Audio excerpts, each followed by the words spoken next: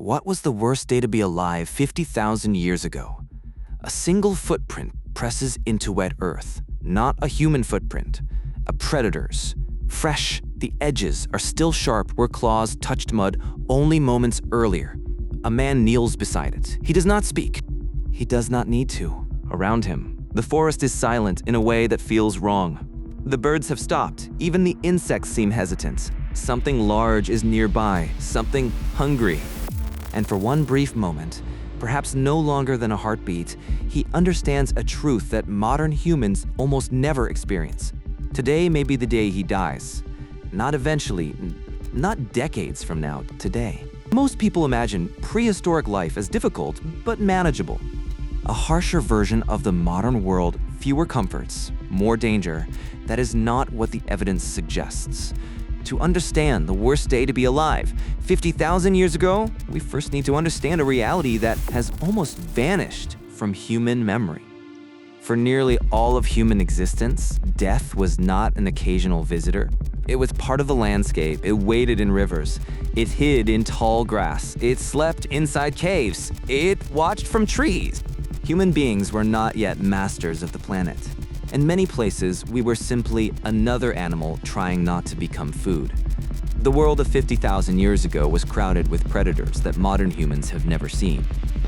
Gigantic lions without means stalked across Europe. Hyenas larger than modern wolves crushed bones with jaws powerful enough to splinter femurs. Massive bears occupied caves that humans desperately needed for shelter.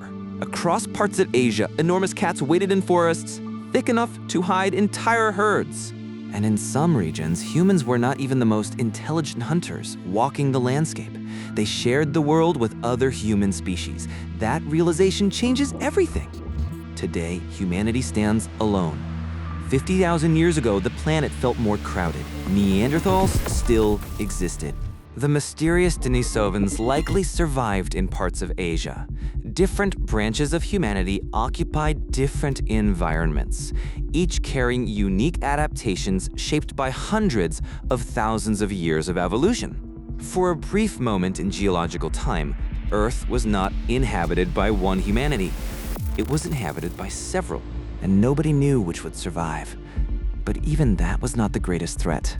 Because the worst day to be alive 50,000 years ago may not have come from a predator, or another human, or even from the climate. It may have come from something far smaller, something invisible, something that remains one of the most powerful forces in human history: disease.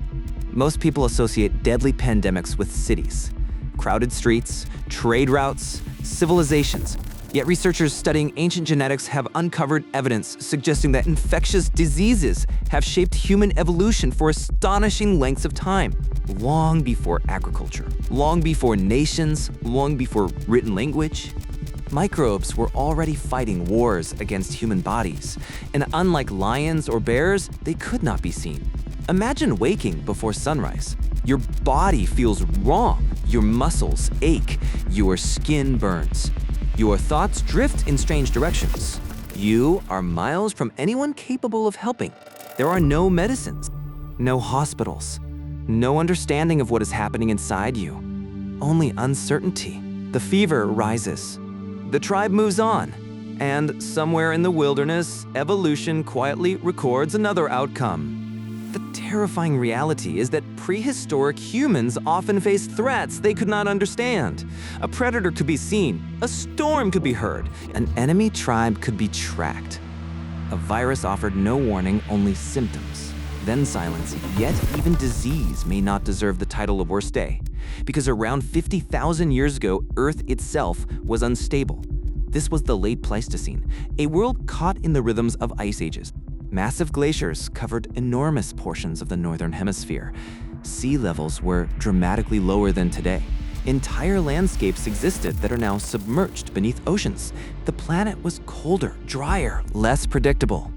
Researchers examining ancient climate records have discovered evidence of abrupt climatic shifts that could transform environments over surprisingly short periods, not overnight, but quickly enough to devastate populations dependent on fragile ecosystems. One year, a valley supports gain. A generation later, it becomes barren. A river changes course. A migration route disappears, a food source collapses, and suddenly survival becomes mathematics. How many mouths? How much food? How much time? Nature rarely negotiates, it calculates. Then there were volcanic eruptions, not just any ordinary eruptions, catastrophic ones, the kind capable of reshaping continents and darkening skies. Scientists still debate the precise impact of some prehistoric eruptions, but the evidence reveals a world periodically interrupted by events so immense they defy ordinary human scale. Ash falling from the sky, sunlight fading, animals disappearing, entire ecosystems destabilized. To the people experiencing it, there would have been no scientific explanation, only the sense that the world itself had become hostile. Yet even now, we have not reached the deepest answer, because the worst day to be alive 50,000 years ago may not be defined by what happened. It may be defined by what you knew, or rather, what you did not know. A modern person standing in a dangerous situation possesses something extraordinary: context. If a hurricane approaches, satellites track it. If a disease spreads, scientists investigate it. If food becomes scarce, global supply chains respond. Knowledge acts like a shield, imperfect but powerful. A human living 50,000 years ago possessed almost none of that. Every threat emerged from mystery. Every disaster appeared without explanation. Every death raised questions nobody could answer. Why did the child become sick? Why did the animals disappear? Why did the river dry up? Why did lightning strike that tree? Why did the old hunter never return? The universe offered no explanations, only consequences. Modern humans often underestimate the psychological burden of uncertainty because we live surrounded by answers, but uncertainty has weight. And for most of human history, people carried it every day. In that sense, the worst day 50,000 years ago may have been the day everything familiar stopped making sense. The day the herd failed to arrive. The day winter arrived early. The day the cave flooded. The day the fire died. The day someone vanished into the darkness and never returned, not because those events were unique, but because survival often depended on understanding patterns. And when patterns break, fear enters. That fear is ancient, older than civilization, older than agriculture, older than history itself. It still lives inside us. Researchers studying human psychology have noticed something strange. Many modern fears seem irrational. Fear of darkness, fear of heights, fear of isolation, fear of snakes, fear of hidden movement. Yet these fears begin to make sense when viewed through an evolutionary lens. For countless generations, those fears were not inconveniences. They were survival tools. The darkness really did contain predators. The cliff really could kill you. The rustling grass might conceal something with teeth. What we call anxiety today may partly be the echo of a world that no longer exists. A message sent forward through thousands of generations. A warning from ancestors who survived because they remained cautious. And perhaps that leads to an unexpected conclusion. The worst day to be alive 50,000 years ago was not a single day, not one storm, not one predator, not one disease.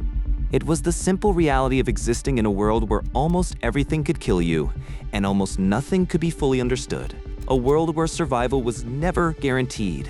A world where each sunrise represented another improbable victory. When we imagine the distant past, we often focus on hardship, the cold, the hunger, the danger. But those people were not merely victims of a brutal world. They were survivors of it. Every human alive today carries evidence of their success, an uninterrupted chain of individuals who endured predators, famine, disease, climate shifts, uncertainty, and time itself. The remarkable fact is not that life was dangerous.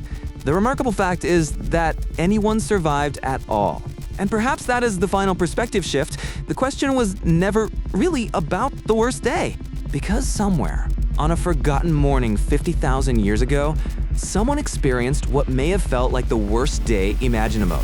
The storm came, the food disappeared, the sickness spread, the predator found them. And yet humanity continued, not because the world became kinder, but because enough people kept moving through it.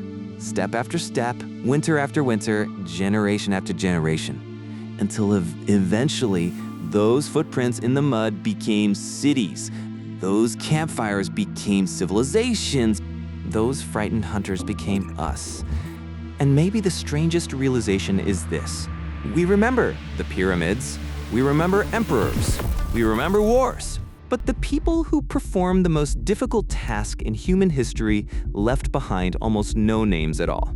They survived a world that seemed determined not to let them. And in the silence between the fossils, the bones, and the fading traces of ancient fires, there remains a quiet reminder for most of existence. Humanity was not standing above nature.